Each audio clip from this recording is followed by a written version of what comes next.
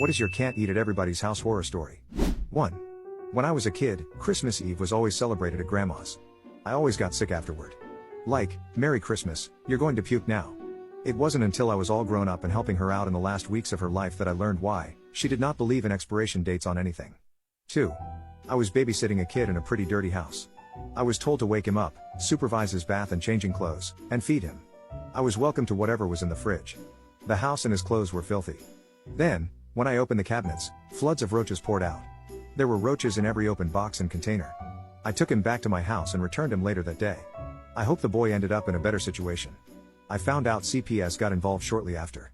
3. Told my dad my sandwich tasted like fly spray at my grandma's house. He didn't believe me. 2 days later, I caught my grandma spraying the countertops clean with the $2 fly spray from the cheap store.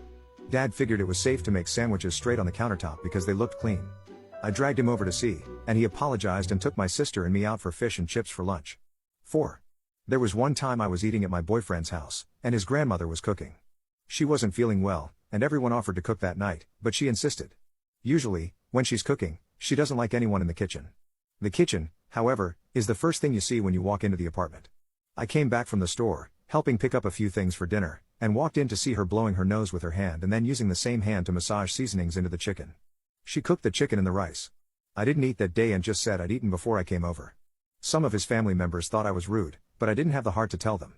They didn't like me very much anyway because I was shy. 5. Had a Christmas party at work.